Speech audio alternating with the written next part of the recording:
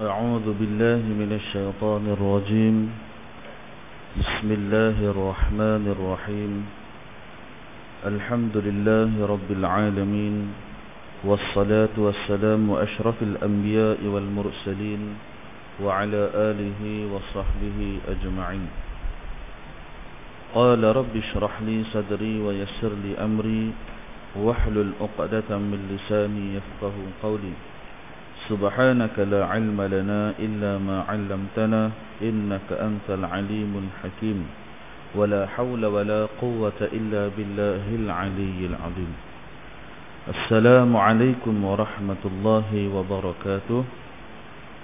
Alhamdulillah, syukur kita kehadrat Allah Subhanahu wa taala dengan limpah kurniaan rahmat dan kasih-Nya dipertemukan kita pada pagi yang mulia ini bersama-sama dapat menunaikan salat fardu subuh secara berjamaah sebagaimana anjuran sunnah Nabi sallallahu alaihi wasallam, dan juga dapat kita berada sebentar di dalam majlis zikrullah, majlis ilmu, majlis di mana mudah-mudahan kita diberikan keberkatan daripada Allah, diampunkan sekalian dosa kita, dosa kedua orang tua kita, dosa kedua orang tua kita, dosa seluruh ahli keluarga kita, dan juga seluruh mukminin mukminat sama ada yang masih hidup ataupun yang telah meninggal dunia, serta diterima akan sekalian amal ibadah kita dunia maupun akhirat. Amin ya rabbal alamin.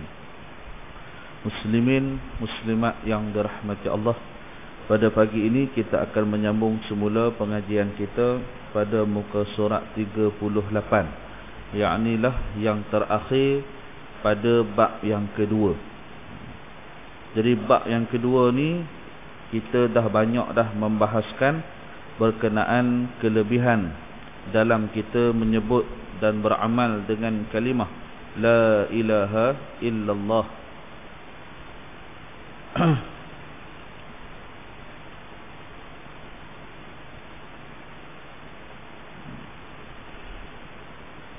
Dan bersalah-salahan ulama, maknanya ada khilaf di antara ulama, ada bertukar pendapat di antara ulama, itu makna. Dan bersalah-salahan ulama pada yang dikehendaki dengan mak yang tersebut. Maka kata setengah daripada masyayikh bahawa dipanjangkan alif pada la itu dengan kadar 7 alif, dan ia itu 14 harakat, kerana tiap-tiap satu alif 2 harakat, dan dipanjangkan alif lafzul jalalah itu dengan kadar 3 alif, dan ia itulah 6 harakat. Ada bersalah-salahan ulama ni, ada sebahagian mengatakan dikehendakinya dengan mak itu adalah meninggalkan kesan. Bila mana kita zikir, orang yang sebelah, orang yang sekeliling terkesan, dia ni zikir, takkan aku nak karaoke sebelah dia, contoh. Maka menyebabkan orang yang duduk berhampiran dengan orang yang berzikir ni, dia jadi malu untuk dia buat benda-benda yang bukan-bukan, benda-benda yang tak senonoh. Itu sebab bila mana ada majlis tahlil, ada majlis-majlis ilmu, ada majlis zikrullah, ada majlis berselawat, kenapa tidak ada perkara yang batil? Pasal benda yang batil ni dia jadi segan nak keluar. Itu yang pertama. Yang kedua adalah mat pada la. Itu sebab sebahagian bila mana orang yang bertahlil, sebelum dia sebut la ilaha illallah tu sampai 100 kali ke, 70 kali ke, 30 kali ke, dia akan sebut afdaluz zikri fa'lam annahu la ilaha illallah, la ilaha illallah. Pasal apa mula-mula aja macam tu? Awak tak sampai habis.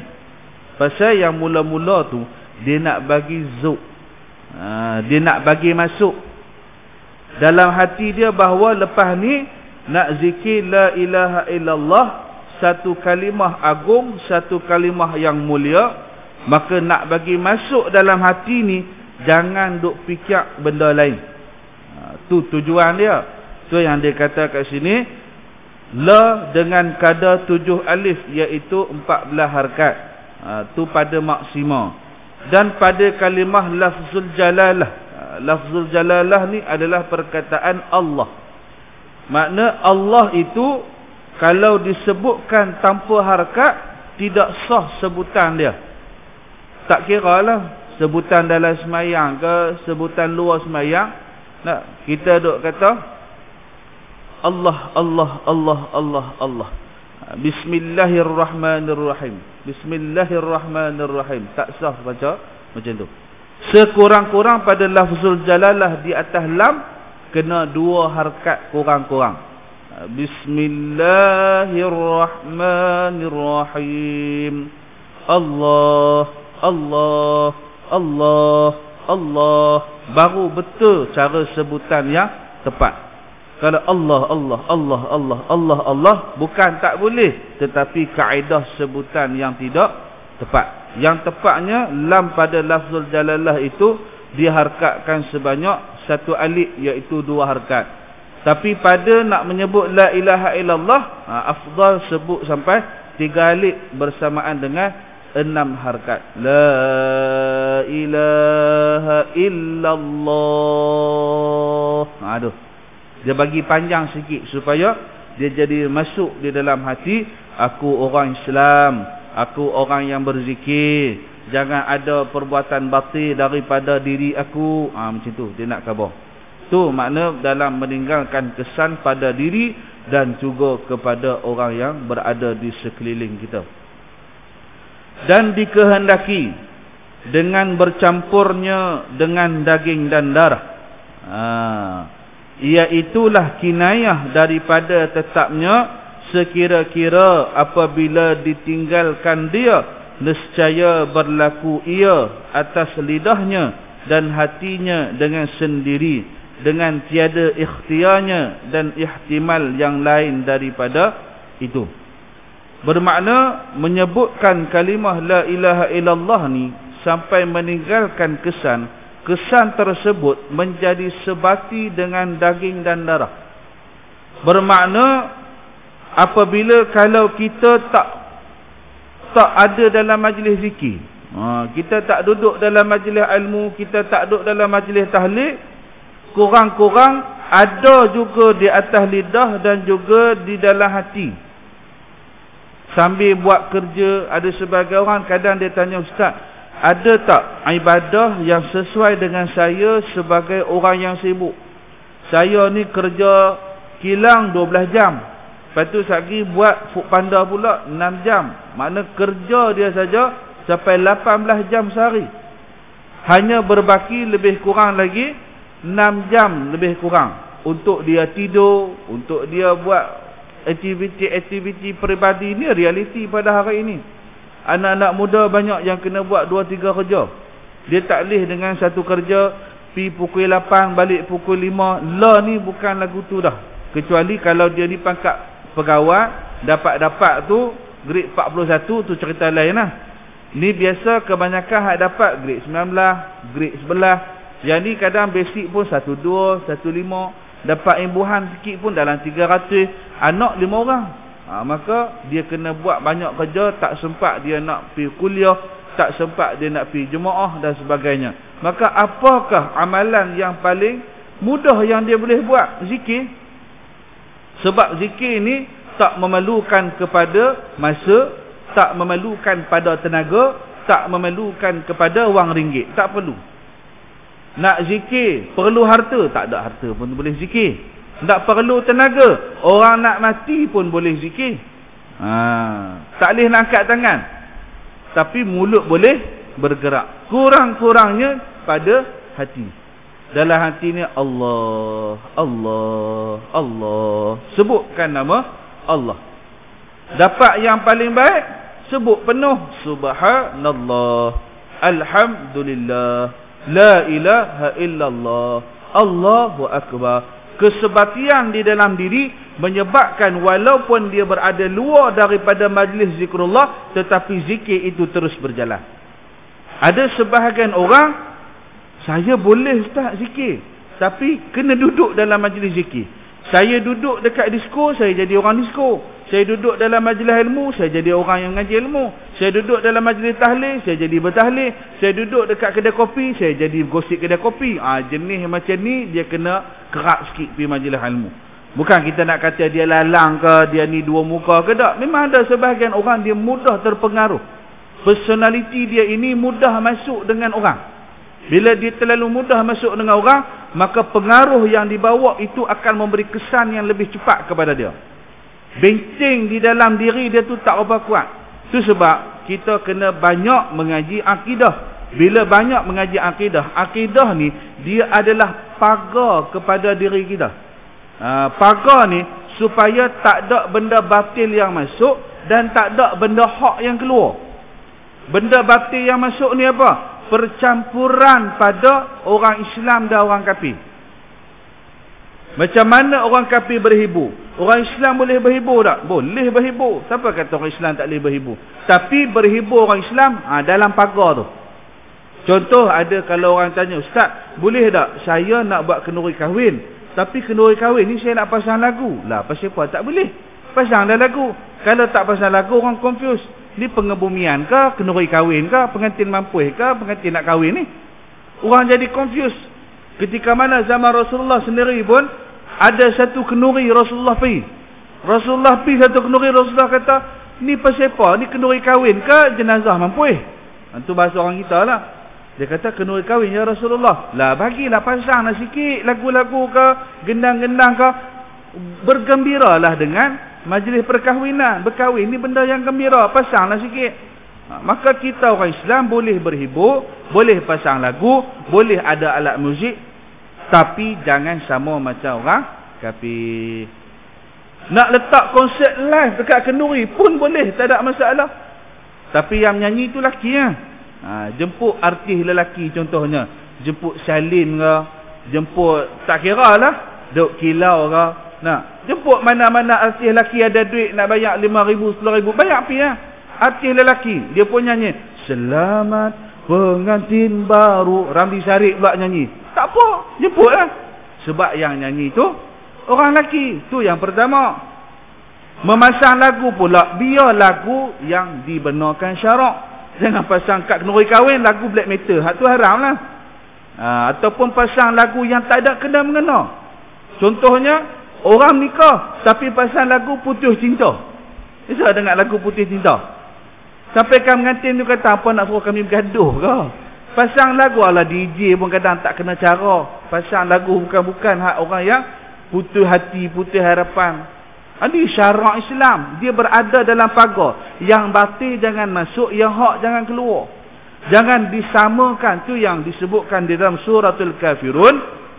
Lakum dinukum waliyadin. Pada kamu agama kamu, pada aku agama aku.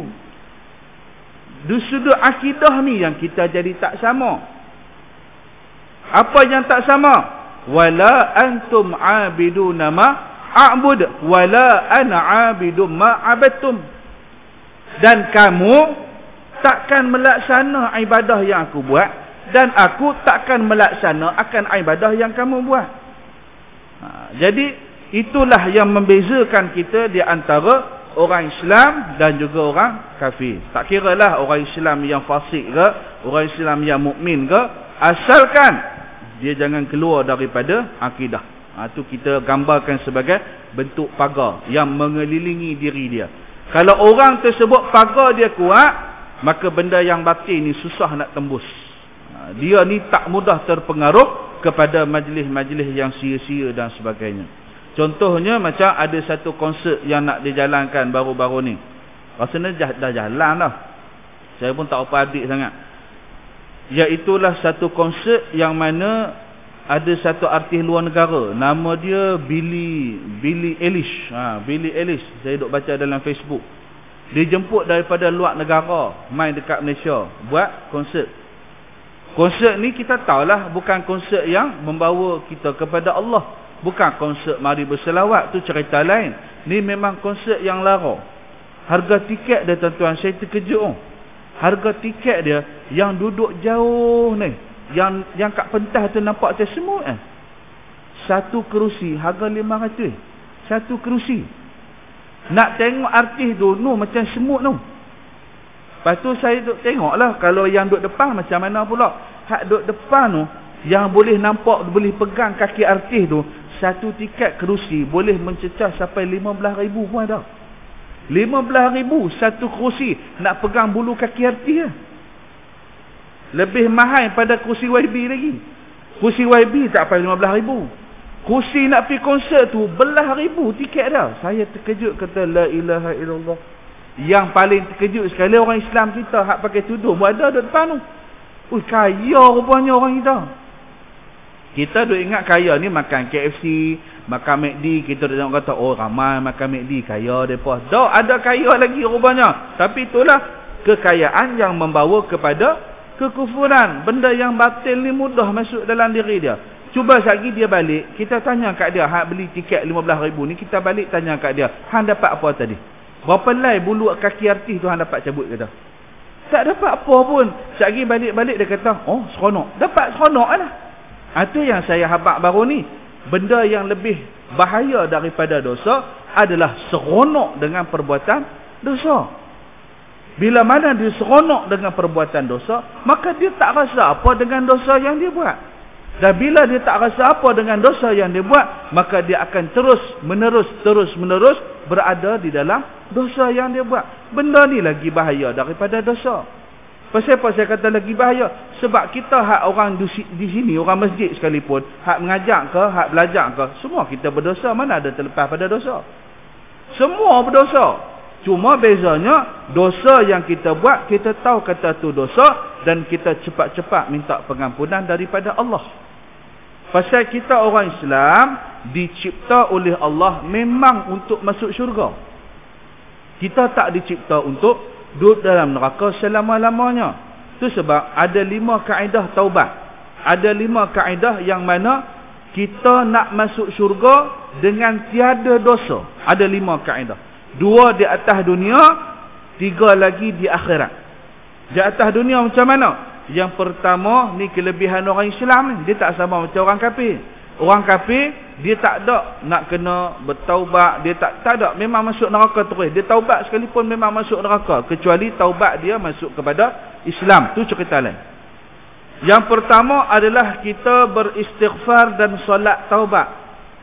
Ni minta ampun kepada Allah Ta'ala. Yang kedua, kita dah solat taubat, kita dah istighfar, perbanyakkan amal ibadah, amal-amalan yang soleh. Contoh, mengambil wuduk, dosa jatuh. Kita semayang, rukuk, dosa jatuh. Kita zikir ni, la ilaha illallah, dihapuskan dosa, beribu-ribu dosa diampunkan oleh Allah. Melakukan amalan-amalan yang soleh. 2 benda ni kita wajib buat di atas dunia. Kalau tak sempat buat, kita mengharapkan lagi 2. Mengharap, bukan ni jangan harap saya berharap bahawa sehari saya boleh solat taubat. Jangan harap, kena buat. Yang kata harap, hak lagi 2 ni, apa dia? Yang pertama, syafaat Nabi SAW. Asbab mungkin dia dulu banyak selawat ke, mungkin dia ni dulu banyak nak mengenangkan jasa Nabi, cerita-cerita kisah Rasulullah. Rasulullah syafaat pada dia, maka dia diampunkan dosa, boleh masuk syurga. Yang kedua adalah dia ni diberikan pengampunan mutlak daripada Allah. Kita duk heran kata dia ni dulu kat dunia minum arak pun kuat, berjudi pun kuat, masjid tak pernah nampak, ingatkan masuk neraka. Rupa-rupa di atas keadilan dan di atas rahim Allah, dia masuk syurga. Allah ampunkan semua dosa dia. Kita pun tak tahu pasal apa. Hanya Allah Maha mengetahui.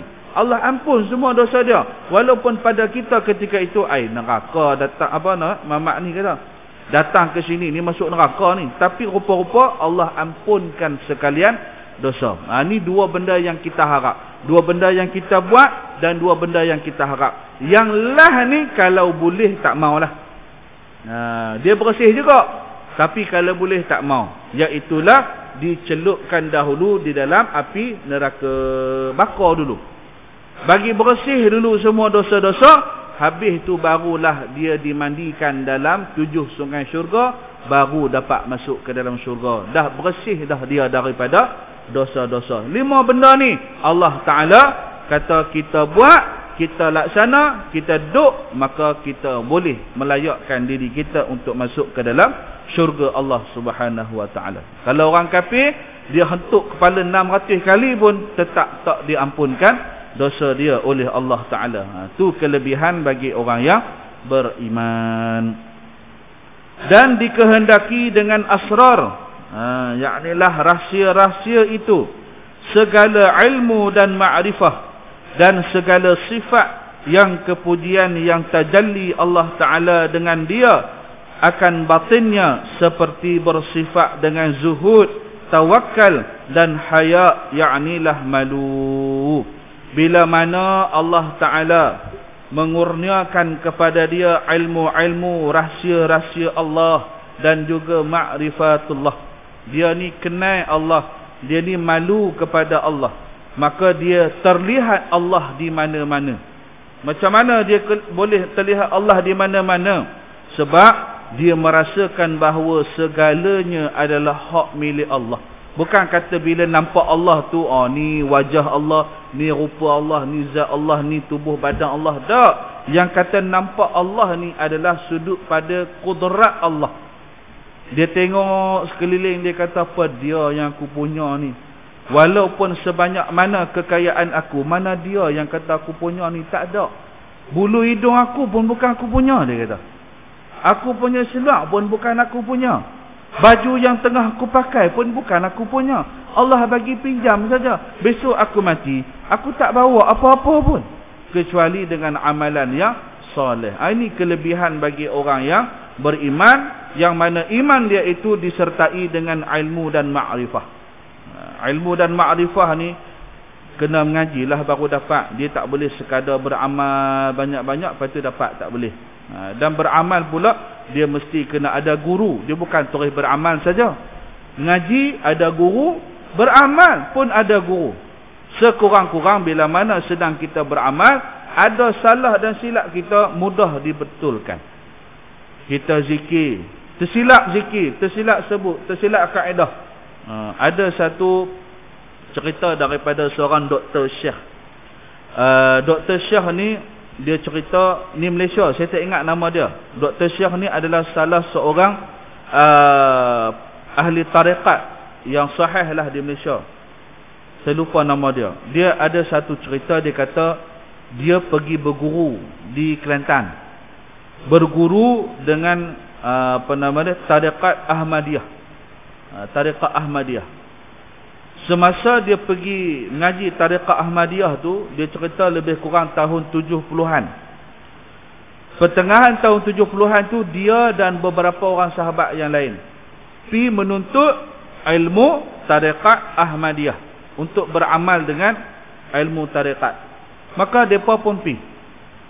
Bila pergi tu dah dapat ilmu daripada Tok Guru ni, maka masing-masing beramal di bawah perhatian Tok Guru. Ada seorang sahabat ada ni daripada Kedah. Dia ni keluar daripada yang kata pagar tadi tu. Dia keluar. Benda yang hak keluar.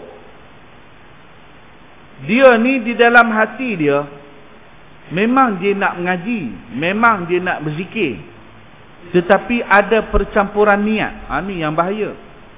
Saya niat nak mengaji, saya niat nak beramal, saya niat nak sedekah, tapi ada yang dipanggil sebagai percampuran di antara niat yang baik dengan niat yang selain Allah. Dia panggil sebagai Allahumma salli ala Muhammad, nafsul khafiyah. Satu keinginan yang tersembunyi, itu dipanggil nafsul khafiyah. Satu keinginan yang mana kalau tanya kepada dia, dia tak mengaku. Rupa-rupanya sahabat dia yang daripada Kedah ni pergi ngaji tarikat sebab ada satu niat dia nak cepat-cepat jadi wali Allah. Dia ada satu niat, dia zikir ni supaya dia cepat sampai. Mana boleh. Kita dalam ibadah, kita buat saja selebihnya daripada Allah. Kita tak boleh mengharapkan, aku ibadah banyak-banyak ni, besok saya ni cepatlah dilantik jadi imam masjid negara. Duduk pun dekat sini, tiba-tiba nak jadi masjid negara. Mana boleh.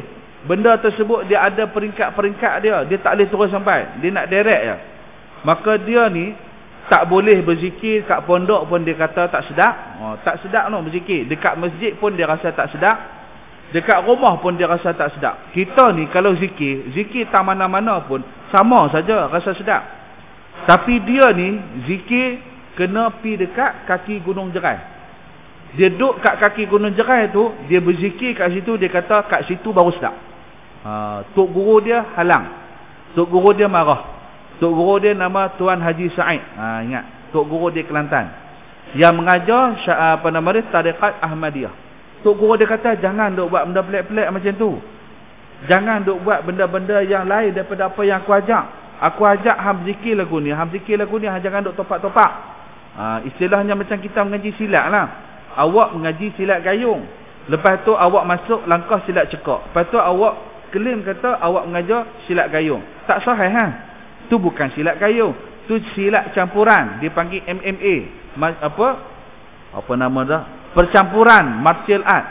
Dia campur hak silat cekak sikit, silat gayung sikit, silat marifat sikit, silat syadah sikit, silat habis silat pulut sikit, campur. Lepas tu dia buat silat dia. Itu sebenarnya. Tapi ni tak, dia mengaji silat gayung pun, dia mengaji cekak pun, dia mengaji syahadat pun, dia mengaji, semua dia mengaji. Lepas tu dia mengajar, masa dia mengajar tu dia kata saya mengajar silat gayung. Mana boleh.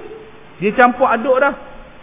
Maka ketika mana dia pergi berzikir dekat kaki Gunung Jerai tu, dia kata ada seorang ulama datang kat dia. Ni bahaya. Orang yang mana masih dalam proses pembelajaran, jangan cepat rasa pandai. Jangan cepat rasa boleh pergi berdikari, rasa cepat boleh pergi sendiri. Maka syaitan dan iblis ni mudah tipu dia. Maka dia kata dia selalu didatangi oleh seorang syekh.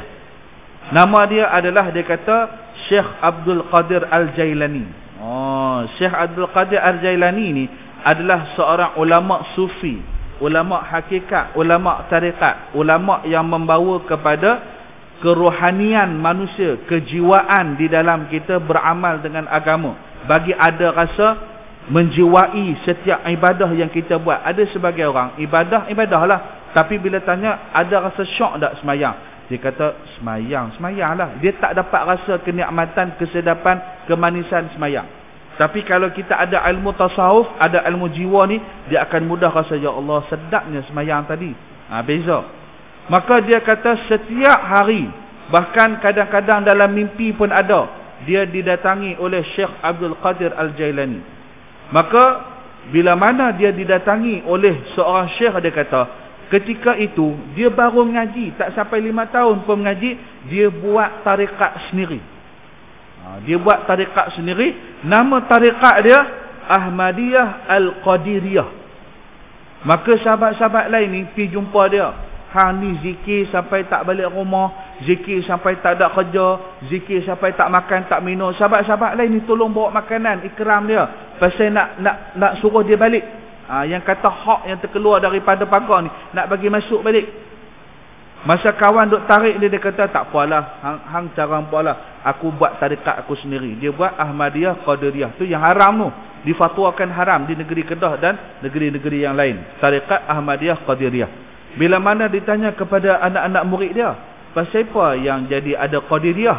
Anak murid dia kata, sebab tarikat kami ini ada ilmu sanad daripada Syekh Abdul Qadir Al-Jailani. Syekh Abdul Qadir ni lama meninggal dah. Sejak bila pula Syekh Qadir ni boleh main? Bila mana orang-orang tertentu yang mana telah meninggal dunia, tak kira siapa pun, dia takkan boleh kembali dah ke alam dunia ni. Pasal ada barzakh, ada halangan, ada dinding yang tidak membolehkan dia kembali. Adapun kalau nampak macam dia tapi bukan dia, itu adalah jelmaan-jelmaan daripada jin dan syaitan. Maka dia kata anak murid dia lagi, Syekh kami ni pernah beberapa kali dijemput masuk ke dalam mesyuarat, yang mana mesyuarat itu adalah mesyuarat wali-wali seluruh dunia. Lagi dahsyat. Itu sebab kadang kita dengar cerita hak terlalu pelik ni, kita jangan duk mudah percaya. Terlalu pelik kesahihan dia. Maka dia kata kami punya tok guru ni, yang kata lelaki tadi ni, anak murid dia kata tok guru kami di dalam mesyuarat wali-wali dunia, kami punya wali ini telah pun dilantik sebagai ketua wali-wali dunia. Lagi dahsyat, lagi power. Dia dilantik oleh wali-wali menjadi wali-wali dunia. Yang mana wali-wali ni bila mana ditanya mesyuarat tang mana, dia kata mesyuarat di alam ghaib. Tu dia lagi dahsyat. Alam ghaib dia punya mesyuarat, tuan-tuan. Kalau kita mesyuarat AJK, tak ghaib dengan kita. Kalau ghaib pun sebab tak main je. Hak ni dia pergi buat mesyuarat dalam alam ghaib. Kita rasa dengar pun lagi pelik. Dilantik pula sebagai wali-wali, ketua bagi wali-wali dunia. Koklah wali-wali Kedah saja kan kita boleh tahan gagah lagi. Wali dunia, hak dia jadi ketua. Maka tok guru dia ni kata dia ni dah jauh dah. Dia dah terlalu jauh dan dia telah pun disesatkan oleh syaitan, yang mana menyamar sebagai Syekh Abdul Qadir Al-Jailani. Tu sebab bila mana kita duduk di dalam kumpulan orang Islam, kita jangan berpecah. Tu sebab kita nama dia Ahli Sunnah wal Jamaah. Kita ni melaksanakan perintah Allah mengikut pada sunnah Nabi secara berjamaah, secara sekali. Kita buat sama-sama, masuk syurga sama-sama, kita buat pahala sama-sama. Itu makna ahli sunnah wal jamaah. Rasulullah tak buat kerja seorang-seorang. Rasulullah mengajak para sahabat ni membantu sama. Usaha dakwah ni sama-sama pi dakwah, sama-sama pi berperang. Tak adanya Rasulullah seorang-seorang, tak ada. Itulah yang dinamakan sebagai orang Islam yang melaksanakan ibadah secara berjamaah. Maka orang seperti ini batinnya akan bersifat zuhud, yaknilah tidak terikat dengan dunia, serta bertawakal, yaknilah menyerahkan kepada Allah, dan seterusnya haya, yaknilah malu. Dia malu nak cakap bahawa benda ni dia punya, dia malu nak cakap benda tu dia punya, dia malu dengan Allah Ta'ala. Dan dikehendaki dengan beberapa ajaib itu ialah segala karamah yang dimuliakan dia oleh Allah, dengan dia seperti dihantar berkat pada harta dan makanan hingga dibanyakkan akan yang sedikit, dan mencukup ia akan orang banyak, dan dimudahkan dinar dan dirham dan lainnya daripada barang yang menyeru kepadanya oleh hajat. Maka orang-orang sebegini, muslimin muslimat yang dirahmati Allah, Allah bagi karamah kat dia. Bukan karamah kata boleh terbang sampai ke langit ke apa, tak, tu bukan karamah, tu pelik. Karamah ni sesuatu berlainan adat yang Allah Ta'ala bagi kat dia. Contoh, pada adatnya, ni istilah hukum adat. Hukum adat ni dalam istilah dia habaq perkara yang berlaku lebih pada sekali, maka disebut sebagai adat. Jadi pada adatnya, orang kaya ni macam mana? Orang yang ada duit ni macam mana? Orang yang ada harta ni macam mana? Pada adatnya. Pada adatnya, orang yang kaya, orang yang berduit, orang yang berharta adalah orang yang berjawatan besar. Orang yang gaji dia pun besar. Orang yang terkenal. Orang yang mana ada pelajaran yang tinggi, ada beberapa PhD contohnya. Tu pada adat kita. Dia ni bukan guru biasa, dia seorang profesor. Maka dia orang yang kaya, tu pada adat.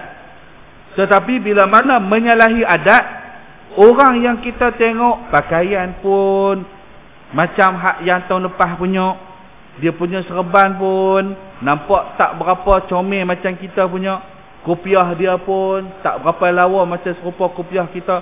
Kopiah kita satu kopiah harga 150, dia kopiah dia RM25 ya. Tetapi kopiah dia tu lebih banyak pergi masjid pada kopiah kita. Kopiah kita banyak duduk dalam baldi ya. Nak tunggu nak basuh punya lama. Duduk dalam baldi sampai berhari-hari. Kopiah dia walaupun basuh seminggu sekali, tapi banyak datang ke masjid. Kita datang ke masjid Kupiah wal'iyadzubillah lah. Datang sekali, duduk dalam beldi pula seminggu. Tu payah. Maka orang-orang sebegini, Allah bagi dia karamah. Di antara karamah yang Allah bagi, kata pengarang, qala al-mu'allifu rahimahullah, Allah Ta'ala kata dia hantar berkat pada harta. Harta dia kita tengok, dia bukan orang kaya. Dia rumah pun tak ada, kereta pun tak ada. Tapi ada rumah untuk dia duduk dan ada kereta untuk dia bawa. Saya lagi kalau saya sebut, tuan-tuan kata pelik juga. Tak apalah, saya tak bagi contoh saya lah, saya bagi contoh orang lain. Saya ada sahabat, tuan-tuan, dia ni rumah pun tak ada, kereta pun tak ada, kerja pun tak ada. Tu pelik. Kalau kereta tak ada, rumah tak ada, kerja tak ada, nak hidup ke mana? Tetapi ada tempat untuk dia berlindung, ada keluarga yang lebih ramai pada saya, ada kenderaan dia nak bergerak ke mana-mana, dan ada duit sentiasa untuk dia dengan anak bini dia makan. Kita nak kata apa? Kerja pun tak ada, kereta pun tak ada, rumah pun tak ada. Maksud tak ada ni bukan dia punya. Sebab apa? Ni sebab Allah Ta'ala membanyakkan yang sedikit dan mencukup ia akan orang banyak. Orang-orang ni ada orang sedekah, ada orang bantu. Inilah yang dikatakan sebagai jemaah. Orang-orang yang mengaji agama ni, tuan-tuan, sejujurnya saya kata memang tak kaya. Nak cari kaya kut celah mana? Ngajak majlis surau satu malam 10,000, tak juga. Kalau jemput artis satu lagu 4,000, dua lagu 8,000, tu baru kaya. Tu jemput artis. Jemput ustaz satu malam, mana ada dapat 15,000? Padahal dia ceramah satu malam kata 3 jam. 3 jam tu pun sagi jamu nak bihus Singapura lah. Ni nak kaya celah mana? Tak kaya, tuan-tuan. Yang orang kata duduk dalam agama. Tapi ustaz-ustaz ni ada kenderaan tak? Ada. Ustaz-ustaz ni ada rumah tak? Ada. Kadang-kadang siap dia boleh bina pondok. Adakah pondok tu dia punya? Bukan dia punya. Masyarakat punyalah, membantu dia, bagi zakat, bagi sedekah, bagi hadiah. Inilah yang dikatakan jemaah. Orang agama tak kaya, orang bukan agama biasanya kaya. Maka yang kaya bantu agama, yang agama bantu hak orang kaya tadi. Dia ni semayang tak betul, dia ni buat haji tak betul. Ni buat haji umrah pun satu hal juga. Nak buat haji dan umrah ni, berapa juta orang Islam yang duk keluar masuk dalam keadaan jahil. Bukan orang Malaysia sajalah, orang luar Malaysia sekali. Keluar masuk Mekah ni dalam keadaan jahil. Kalau kita di Malaysia, alhamdulillah, kita ada kerusuh umrah, kita ada kerusuh haji. Hak tu pun duk balak lagi, ramai tak mau pi. Duk rasa pandai, duk tengok buku, dia kata boleh ni, boleh ni. Pernah pi pun tak lagi. Duduk kata boleh. Dia ingat pi ni macam pi Taman Tasik tu. Maka bila mana dia pi sana, dia melakukan perkara-perkara yang menyalahi padanya ibadah, menyebabkan dia punya ihram tidak pernah tamat. Tu bahaya. Ihram dia tersangkut.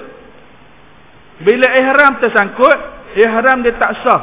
Walaupun dia kata, saya tahallul dah. Iyalah, memang tahallul. Tetapi tahallul awak tu tak sah. Kerana semasa awak sa'i tadi, masa awak tengah sa'i, awak ada berlanggar dengan seorang wanita. Bila awak berlanggar dengan seorang wanita, kena kat kulit awak mazhab apa? Saya mazhab Syafi'i. Awak tukar pada Maliki ataupun awak tukar pada Hambali ketika itu? Tak, saya memakai Syafi'i. Maknanya awak batal. Batal ke? Dia buat macam tu. Batal ke? Maknanya dari sudut situ, ibadah dia duk terhenti di situ. Kalau dia teruskan, sah ke tak sah? Sah ke tak sah? Sehingga tahallul tu yang dianggap sah, sebenarnya batal lama dah. Sa'i jaranglah, biasanya tang orang duk buat tawaf. Masa orang duk buat tawaf. Lepas tu balik Malaysia, dapat pangkat haji, dapat pangkat orang baru balik umrah. Dia pun hidang kurma, hidang kismis. Apa dianya, dam tak bayar, umrah tak selesai, duk masih dalam ihram di atas asbab daripada kejahilan. Tapi kaya tak? Kaya. Kalau tak kaya, macam mana boleh pergi banyak kali? Contohnya. Nampak? Jadi agamawan membantu orang kaya membantu agamawan. Ni kata kita bergerak secara berjamaah. Maka dimudahkan akan ia kepada dinar dan dirham. Allah Ta'ala mudahkan dia untuk dia mendapatkan kewangan dia, dan daripada yang barang menyerunya kepada hajat. Sebab biasa pada orang-orang alim ni, dia minta hajat bukan pada manusia, dia minta hajat kepada Allah. Saya ada tok guru saya, dia buka satu mahat tahfiz di Asang Kumbang. Di Asang Kumbang satu, di Kampung Boyan satu. Nama tahfiz dia adalah Mahat Tahfiz Ar-Rahimiyah. Mahat Tahfiz Ar-Rahimiyah ni, dia buka laki satu, perempuan satu. Yang perempuan dekat dengan custom tu. Dekat perumahan yang dekat custom tu perempuan. Yang di Kampung Boyan dengan di Kampung Jana, hak tu budak laki.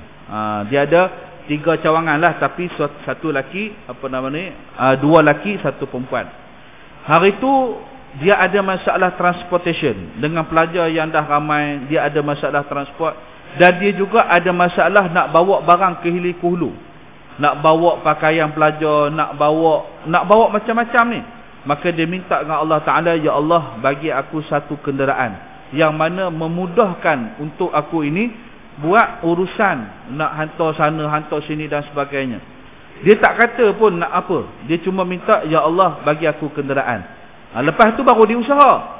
Dia usaha, dia cari dana, dia usaha pergi jumpa datuk, dia usaha jumpa. Tiba-tiba ada orang sponsor. Orang sponsor apa dia, tuan-tuan? Tu yang Triton 4x4 macam highlight. Kita highlight dok kenal lah, tapi Triton ni jarang dengar, tapi dok ada kat jalan lah. Bukan Triton yang rendah, Triton hak tinggi. Harga dia saja 111,000 kot kalau saya tak silap. Ada orang bagi. Kemudian dia nak bayar deposit. Deposit tu dia bayar 30,000 dah. Dia guna duit yang duk kumpul-kumpul orang duk sedekah tu, duk bayar 30,000. Dia habis bayar 30,000 duit deposit tu, tiba-tiba ada orang lain. Dia kata tak apa, saya nak sponsor yang deposit tu. Mana kata deposit tu dia dapat balik. Ada orang kata tak apa, saya bagi ustaz 30,000. 30,000 tu dapat balik supaya dia boleh beli pula benda-benda yang lain, keperluan-keperluan yang lain. Nampak? Kemudian Triton tu, seller tu dia kata, ustaz, paling awal pun nak tunggu ni mungkin dalam setahun kot. Dia kata tak apalah, setahun pun tak apalah, tapi kalau kata dapat cepat, alhamdulillah lah, sebab madrasah kami perlu sangat. Tengok tuan-tuan, 2 bulan lah terus dapat. Ini kata kemuliaan daripada Allah. Allah bagi dia kemudahan sebab dia buat kerja-kerja agama. Tetapi tiadalah sayogianya bagi seorang bahawa mengqasad akan demikian itu daripada taat dan amal. Ni paling bahaya, nak kena peringat. Bila mana kita duduk buat amal yang soleh, kita duduk dalam dunia agama dan sebagainya, jangan pula kita mengqasad bahawa ni kalau aku buat begini ni, ramai orang sedekah kat aku ni. Mentang-mentang dia ustaz, dia sentai rata. Dia kata hari ni saya nak kutip derma tuan-tuan. Tuan-tuan kalau boleh, yang afdal bagi saya seorang 100. Minta derma sampai cakap aku tu. Dia ni guna title ustaz dia memang sungguh-sungguh untuk ambil derma. Ambil derma tu pula, kita kalau ambil derma, jangan ambil persen tu banyak sangat. Kita tak nafikan, dihalalkan pada orang yang mengutip zakat dan mengutip derma untuk mengambil, dia panggil sebagai cas pengurusan. Maksima boleh pergi sampai 30%. Makna kalau kutip 100,000, 30,000 dia boleh ambil. Untuk apa? Ni bil elektrik, bil air, pengurusan, bayar gaji, ni nak hantar orang, hantar itu, harga postih dan sebagainya. Boleh dihalalkan untuk dia guna. Sama macam ambil zakat. Ambil zakat pun dia ada persen. Dia kutip berapa, dia ada persen dia kepada dia selaku orang yang tukang kutip. Sebab dia pun ada kehidupan dia. Kita pun nak bantu dia. Itu sebab sebahagian di Malaysia ni ambil zakatnya adalah dari kalangan orang yang juga layak mendapatkan zakat. Tu ambil syarat-syarat, ambil kebiasaannya. Maka bila mana buat pada ibadah, jangan mengqasad pada yang demikian. Mengqasad ni mana kata dia buat tu sebab dia nak tu. Tu masa qasad. Qasad ni macam niat lah. Dia dah niat awal dah. Aku pergi ni kalau boleh ceramah ni kurang-kurang kambing. Tak ada kambing aku balik. Contoh. Memang dia ceramah tu sebab nak kambing. Jadi bahaya kepada amalan dia. Kerana mengharapkan perkara yang dunia. Dan jika tiada, nescaya masuk atasnya syirik khafi. Yang saya sebut tadi. iaitulah nafsul khafiyah, niat-niat keinginan yang tersembunyi. Kalau tanya kepada Ustaz mengharap kambing ke malam ni? Tak ada lah. Ada lah. Tak ada, tak apalah. Tu hak mulut dia. Hak dah tersembunyi dalam hati dia. Dia kata haram kot. Dia tanya pula dah. Macam tahu-tahu kata aku teringin. Contoh. Maka ini adalah benda yang tak boleh ada dalam setiap jiwa orang yang melakukan amalan soleh. Iaitulah berharap kepada balasan segera. Jangan. Aku ni solat duha supaya sehari habis aku keluar pada masjid, ada ramai orang sedekah kat aku, ramai orang sedekah, maka aku cepat menjadi kaya, jutawan segera. Tak boleh. Kita bila solat duha, Allah nak bagi macam mana terpulang kepada rezeki daripada Allah. Jangan masuk padanya syirik khafi, yaknilah syirik tersembunyi yang ada di dalam hati. Kalau syirik jali, syirik yang nyata, nampak sungguh, ni khafi, ni bahaya. Maka wajib atas murid bahawa menjernihkan batinnya daripada demikian itu pada ketika menyebut akan kalimah tauhid. Bila mana ada orang mu'allaf, dia nak sebut la ilaha illallah, asyhadu an la ilaha illallah wa asyhadu anna muhammadar rasulullah. Kadang-kadang kita kena tanya dia, apa niat dan tujuan hang masuk Islam? Saya semalam ada seorang sahabat mu'allaf. Dia ni mu'allaf saya kira dah setahun, lebih kurang 11 ke 12 bulan. Dia ni dahulu sebelum dia menganut Islam, dia seorang paderi Katolik. Dan sebelum dia menjadi paderi Katolik, dia seorang Sami di Siam. Dia orang Cina Malaysia kita, orang bangsa Cina Malaysia, berasal daripada Kelantan. Dia asal daripada Kelantan. Dia ni rumah dia belakang dengan pondok Tuan Guru Ni Aziz. Tu rumah dia. Dia ni kalau cakap Melayu kita pun tak kenal, kata rupanya dia Cina. Kalau dengar suara saja, punya fasih.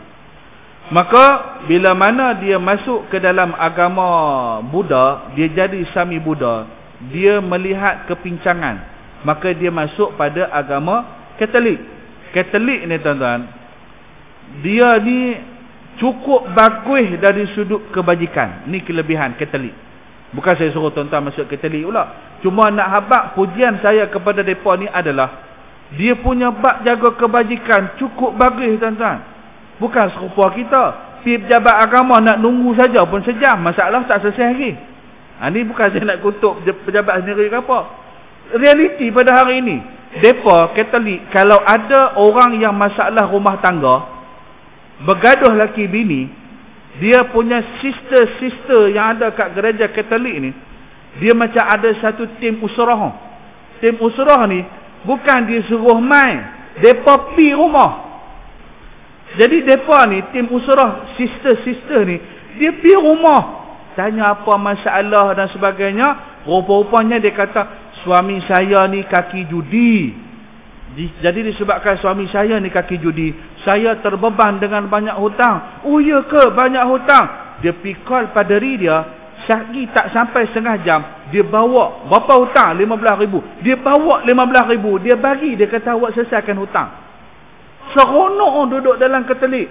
Ada masalah kewangan, ada masalah keluarga, ada masalah sekolah, bagi tahu saja. Dia tak ada nak kena isi borang, nama apa, tak ada. Dia tak tanya banyak, awak susah, perlu berapa, bagi terus. Lepas tu bila dia masuk Islam, dia tanya saya, Ustaz, betulkah Islam ni agama yang hak Ustaz? Dia dah mula tanya aku tu dah. Bila dia mula tanya lagu tu, saya pun tanya dia dalam telefon je lah, sebab lah ni dia balik ke Kelantan balik dah. Dia ni seorang da'i tau. Dia ni masuk dalam satu persatuan, iaitulah Persatuan Hidayah Center Foundation. Hidayah Center Foundation ni alhamdulillah cukup bagus. Satu NGO yang menjaga mu'alaf. Tapi NGO yang lain, hak ni yang kata kaki pungut duit ni.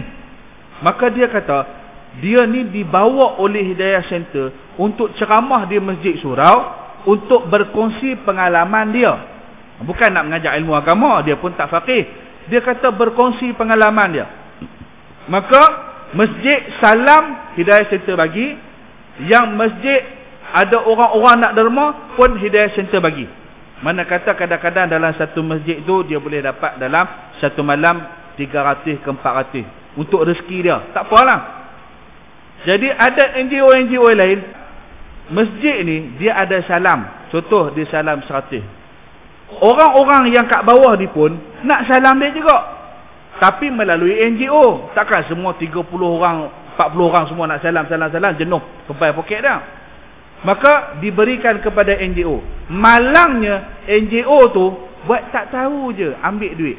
Dia katakan saya, ustaz, kalau 2-3 masjid tak apa ustaz, ni sampai 35 biji masjid buatkan saya macam tu. Saya ni dipergunakan atas nama mu'alaf saya. Saya yang berhabis suara, saya yang kongsi pengalaman, yang kaya raya, yang seronok, NGO. Nampak? Dia kecewa dengan perangai orang Islam.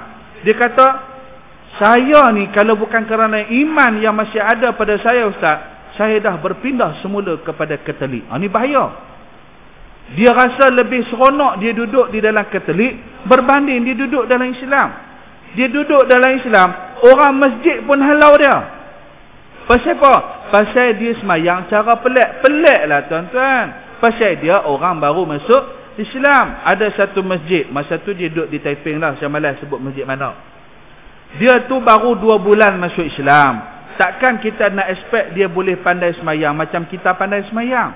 Maka ada kepincangan di dalam setiap rukun semayang dia. Apa tahu pihak masjid kata dia ni bawa Syiah, dihalau daripada masjid. Dia kata, saya mu'alaf baru masuk Islam, kenapa awak halau saya? Dia kata, awak semayang cara sesat. Yang halau dia tu Tok Siap. Dia boleh halau, kata awak ni bawa ajaran sesat.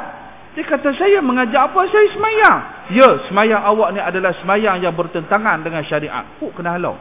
Tu baru masjid. Masjid yang lain pun sama juga. Sampai kan tanya kepada dia, awak ni nak datang kutip sedekah ke? Pandang buruk pula dah. Padahal dia kata, ustaz, saya tak bawa fail, saya tak bawa tabung, saya tak bawa apa. Saya datang masjid untuk jadikan masjid sebagai rumah kedua saya. Tetapi saya pergi ke masjid, orang memandang hina pada saya. Orang kata saya pengutip sedekah, orang kata saya sesat, orang kata saya Syiah. Syiah pun dia tak kenal lagi, orang kata Syiah dah. Punya dahsyat orang Islam Melayu kita. Itu sebab dia kata, ustaz, kalau bukan kerana iman yang ada pada hari ini, dah lama saya kembali kepada agama Katolik. Sebab tu saya tanya ustaz, betulkah agama ni agama yang hak? Kita orang Islam malu tuan-tuan. Kita selama ni duk jaga kita, duk jaga kroni kita, duk sama-sama dengan kita, tetapi kita terlepas pandang di dalam banyak aspek kebajikan orang-orang Islam. Anak muda cara anak muda, remaja cara remaja, orang tua cara orang tua, orang alim cara orang alim, orang jahil cara orang jahil. Kita terlepas pandang. Kita lebih banyak memikirkan kepada nafsi.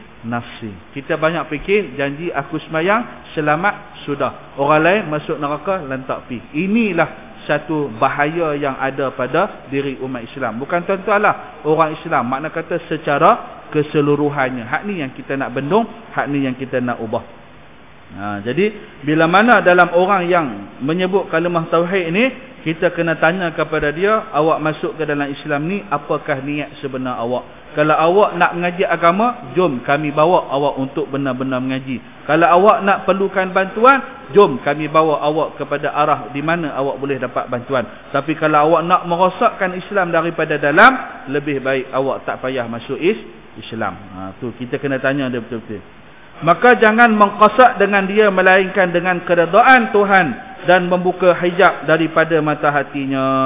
Kerana pohonkan Allah Subhanahu wa taala bahawa dijadikan kita dan segala kekasih pada ketika hendak mati melafazkan dengan kalimah syahadah serta mengetahui dengan barang yang terkandung di dalamnya daripada segala aqaidul iman. Amin ya rabbal alamin. Maka kata pengarang sebagai yang terakhir, jangan mengqasad, yaknilah jangan niatkan di dalam hati itu melainkan nak mendapatkan keredaan Allah sahaja, dan pohonlah kepada Allah Ta'ala bahawa dijadikan kita dan segala kekasih.